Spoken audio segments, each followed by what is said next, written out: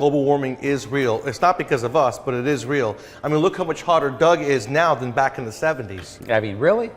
Really, you look a lot better now. That's what I was thinking. I've seen pictures of me in the 70s. Yep. Whoa. I know, totally. Welcome to Sam's Garage, presented by NH Oil Undercoating.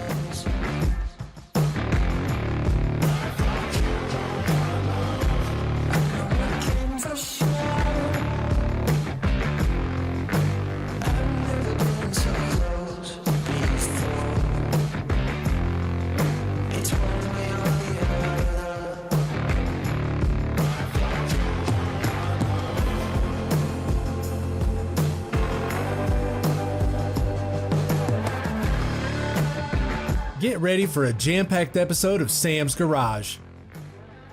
Starting with the installation of an aluminum radiator in his own C6 Corvette.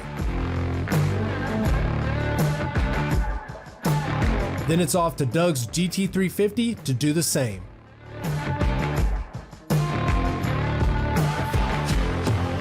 But that's not all. Sam's expertise shines as he converts a Ford Bronco from carburetor to fuel injection. And to top it off, Sam installs a cutting-edge cargo management system in a Chevy truck.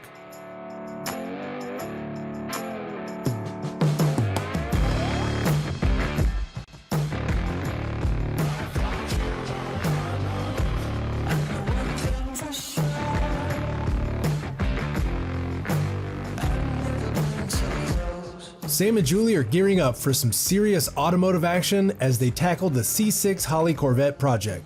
With a brand new DeWitts aluminum radiator on the agenda, they'll also be diving into a few essential maintenance tasks. So this week on our C6 Holley project, Julie and I are going to be tackling the cooling system. Julie, you can tell somebody's been in there already. The condenser is halfway sticking out, halfway in. Take your eyes off the yellow zip ties that's holding the car together. We'll take care of that later. But right now, we're going to take care of the cooling system and do some maintenance while everything's out of the way, and add a 160 thermostat because that's going to give us efficiency along with the DeWitts radiator. It's going to look really good. It's going to be really cool on the racetrack. So you guys see there's a ring of lube already on the flange surface where the O-ring lives. Just spin your filter on. Don't hog down on it, but don't make it loose either. The reason why the previous one was leaking was because it was barely loose. Put all the strength you can with your hand in it, don't use tools, and you should be just fine. It's a really good thing that we replaced this radiator because you guys have heard me say in the past, you may see a leak, but it will never hit the ground. Coolant, when it leaks, it turns white.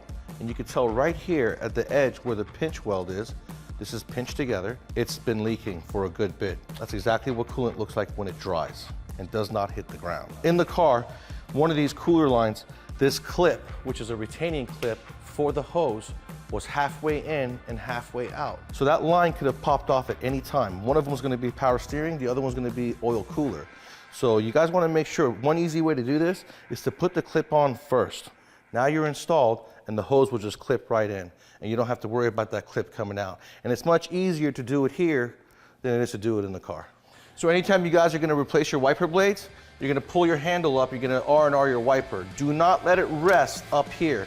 Put it back down, because you never know, any given time that thing can snap back down, break the windshield, cost you a lot of money.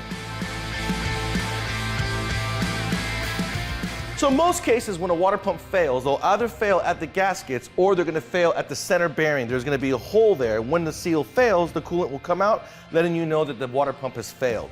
In these LS engines, they don't fail from there. They fail from here. The radiator's out of my way. I'm gonna go ahead and replace the gaskets because these guys are inexpensive. It only takes 30 minutes for me to do it. And for all you guys out there who have an LS motor in your trucks or cars and they're leaking from the water pump, change the gasket, save yourself some money. If you guys are gonna be doing drive belt replacement on your LS engine, don't forget, there is an AC compressor. It's the most neglected part of all vehicles. AC belt will break and fly off because no one thought to replace it when they removed the first belt. So think about that when you're doing your maintenance on your Corvette. There is no diagram from the factory on this vehicle, so before you remove it, and you don't have something like all data, go ahead and take a picture of the belt so you know the routing and it'll save you time when you're putting the new one back on.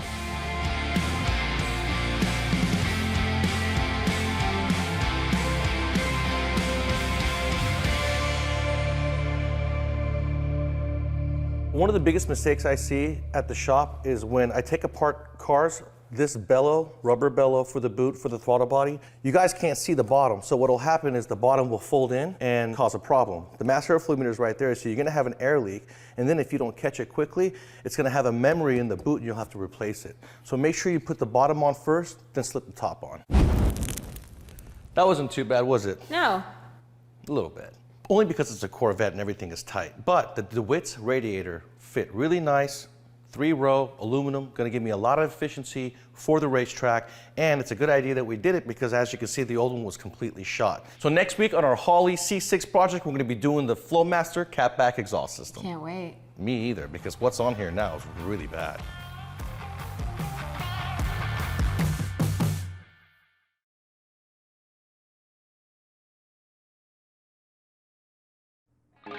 Welcome back to Sam's Garage, presented by NH Oil Undercoating.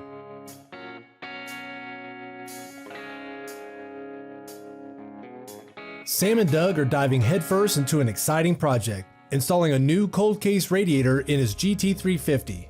But there's a twist, it requires a little modification to get the job done right. Join us as we witness precision engineering, problem-solving skills, and sheer determination to overcome any obstacle. Global warming is real, but it's not because of us. So what's happened is we are now in... Too many cows. Too many cows. Yeah, gas, a lot of gas. Well, you know, they do complain about that. That is true, they're trying to get rid of the cows. Cows. Okay, cows. so Doug has his original radiator, he's gone through it, everything's fine with it, but it's got a flex fan in the front, and does it even have a fan shroud? Well, no, it's not even a flex fan, it's a fixed fan.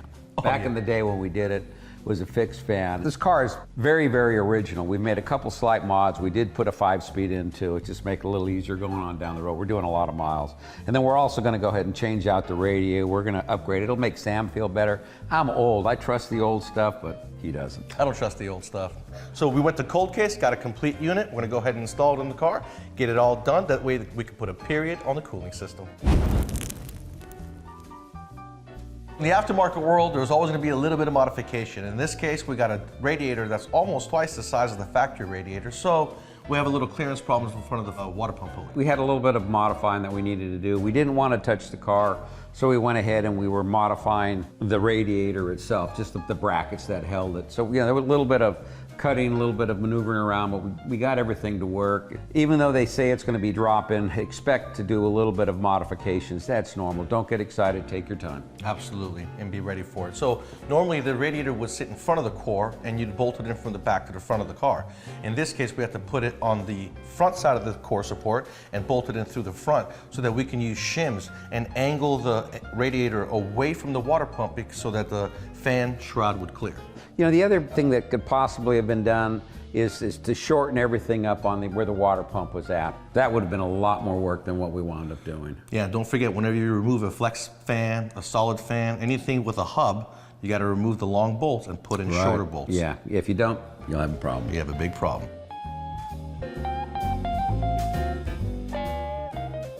There's gonna be times, you guys, just like an engine swap. You may have to put that engine in and out several times. In this case, we took the radiator out several times because like we said, we were not gonna cut up the car. And this particular car has filler pieces. Yeah, they're really filler pieces, keeps all the air directed straight into the radiator up on the front. It's nothing more than little fillers that go along the side. Important to put that back in because that's efficiency. There's no point in putting an aluminum radiator in, becoming more efficient, but then removing a couple little things that make you inefficient. So you're just going backwards. It just directs all the air straight into the radiator instead of going around the radiator. That's really what it does. Once again, take your time, measure it. If you've got to do a little trimming, trim a little, trim multiple times, because if you do a big trim and you take too much, now you're in trouble. So take your time, little cuts, measure twice, cut once. In our case, we measured 10 times. Yeah, we did.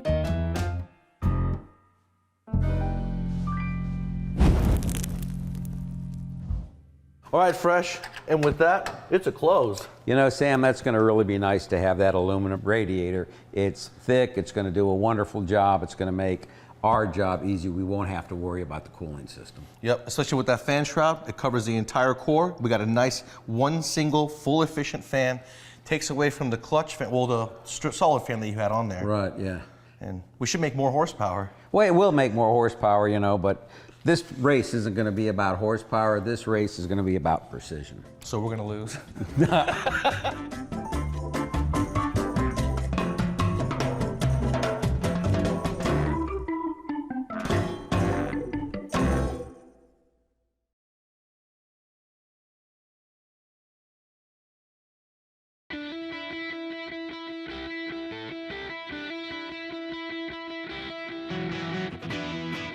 So this is for all you tire techs out there. Customer comes in complaining about a shimmy, wheel balance may be off. The last thing you want to do is a counterbalance, and that is when you have two weights on one side of the wheel. Because I have an awesome Corgi machine, it's got a laser that tells me exactly where to put this in the middle. But if I got an old school tire machine, I gotta go with the 12 o'clock. Let's say you put a strip, 3 ounces on there, and you spin it, and it asks you for a quarter to a half an ounce, close to where this pack of weights are. Really, it's wanting you to move the weight to the correct location. It wasn't directly in the center when you first applied it. So rather than putting the weight exactly where it tells you to, you're gonna have to move your weights over so that you don't do a counterbalance. When you have one weight and another weight, they counter each other out. Therefore, you're not doing the wheel any justice by trying to balance it. If you have to, you can take 1/4 ounce off, move it over to one side rather than moving the entire strip. That's gonna make for a proper wheel balance. You'll have no complaint from the customers and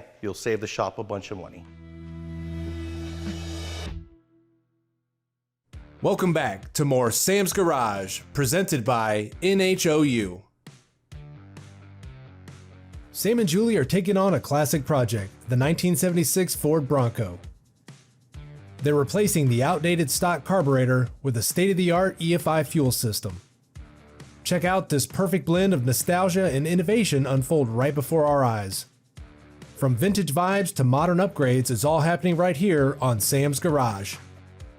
My client's 1976 Ford Bronco in here. He wanted me to adjust the carburetor, and you know I don't do that. So I'm gonna do a fuel injection. This time I'm gonna do a Holley Sniper 2. I'm gonna take that carburetor off, send it off to Riley's Rebuild as a core for them as a gift. They can rebuild it for someone who actually likes carburetors. And wants to learn about it. Yeah, not me.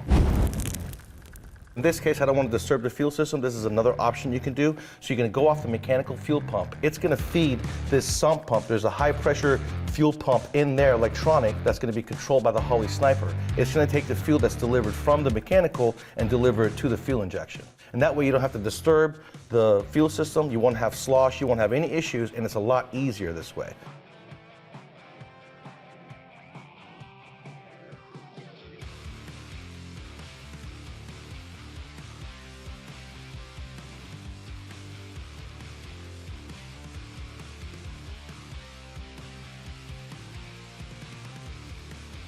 So what I have here is the inlet side to the fuel sump. It's gonna be filtered. The outlet is gonna come from the outlet right here to the inlet of the fuel for the Holley. The return line, which is right here at the bottom of the sump, is gonna go and tee off into the factory return, going back to the tank. The regulator is after the Holley. We're gonna go in the Holley, out the Holley, into the regulator, out of the regulator, into the return line to the tank, and that's where you're gonna be able to regulate your fuel pressure. And then you have a vent hose. You go into the Holley also so that you don't have any fumes or anything outside, and you could vent the can so there's no pressure buildup. That's gonna be a lot easier, and I think you'll like it a lot. It does look nice, and it's different. Yeah. Now let's go eat lunch. Okay. Between the Sniper 1 and the Sniper 2 is this more compact design. This is the power and ground wire that's gonna go straight to the battery, and then we have the pink wire that's gonna go to switch the ignition, making sure it's under cranking. Now what they've done, which is nice, is they've changed the connector on the display unit because the old one was a 4-pin connector, and if you use it a lot, it would break on you. So this is gonna be a lot more reliable. You should mention too that it's the importance of reading the instructions, because just because you've done something many times before, when products get updated, you know, things change. I've got my blue wire going over to the fuel pump. These two terminals are very close to each other, so when you're putting your ends on, make sure they're not touching. Got my ground wire. Our ECT sensor, this is very important. The good thing is on this engine, I have a couple of options. I've got a plug right here and a plug on the side. I'm gonna see which one to go to. That's gonna connect right there. This is very important. This is trimming your fuel.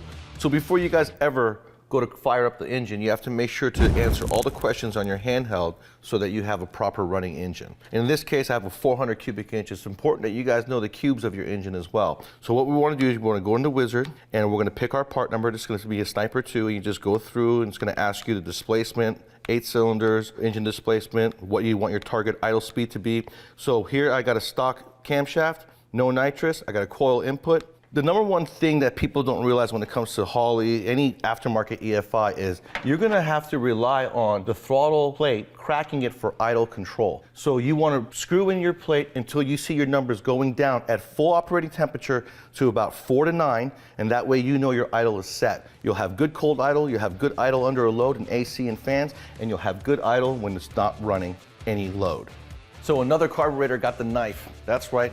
Another car out there with EFI. If you guys want to make sure that you have a good running car and it's old school and you have a carburetor on it, get yourself a Holley Sniper, and that way you have reliability and double the fuel economy.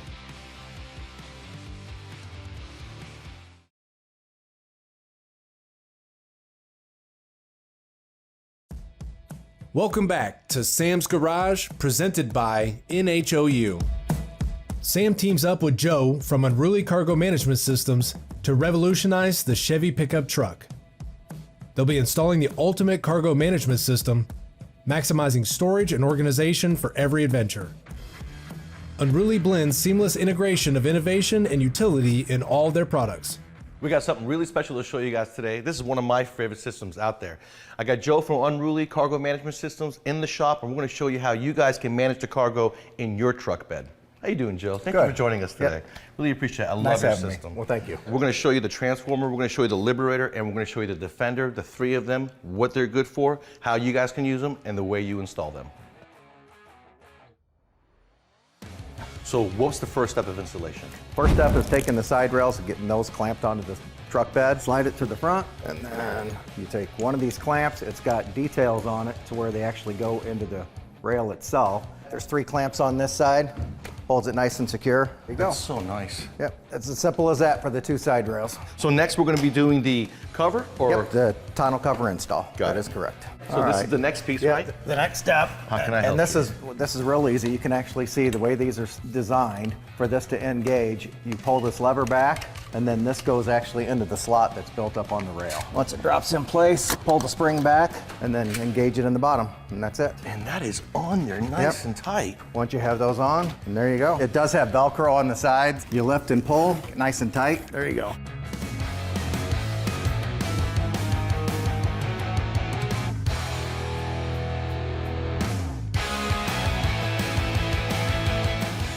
So the next step would be you have a rear spring that you have to remove. So once the spring is removed, you align the rail with the bearings, slide it in, lift your lever, rail's in place. Now I noticed that this is kind of contoured out. Yeah. Why did you guys incorporate that? Because when you go to load the box, there's a dimension on the inside is tight with the box, so in order to load it easily, to guide it in. You guys have really thought of everything. Yeah, we tried. Very cool. The next up, you'll have these out, you'll line the top. I say very simple, there you go. Slide it in, it goes to a stop, flip up your U-bolt, and then you have some quick release tight knobs. And the unique thing about this, we also have these straps are infinite, keeps it nice, safe, and secure, and where you put it is where it's at when you get home. Very cool. Now let's show them the Defender. Sounds good.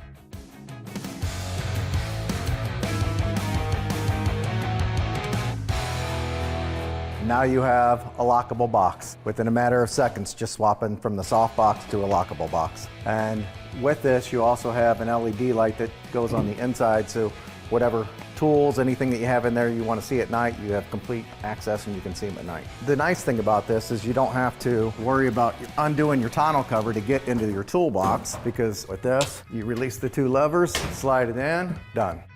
So now let's install my favorite, which is going to be the Transformer. Transformer, sounds good. First step would be to take off the roller rails, because the roller rails for the Transformer are different than the roller rails for the Liberator and the Defender. Now with the Transformer, same deal as far as the roller rails, how they slide in, just like the roller rails for the other units that we had. And the next, pull it out. Everything is outside the wheel wells, and when you're ready to use groceries, golf clubs, anything else, you lift up and you turn. You do the same thing with your front gate, and then the floor pans. What's unique about this, we've got built-in rails, so the floor pan actually interlocks. You can see how that goes in there, and it's got grooves, so it locks in place. That's incredible. Man, what a great product, Joe. This is absolutely something everyone with a truck needs. Thank you. Now tell us where it's made. Charlotte, Michigan. Everything is done 100% there. We extrude it, we fabricate it, we anodize it. It's 100% done in Michigan. I love it. Now, shift happens. Not with the Unruli Cargo Management System. Where you put it is where it stays.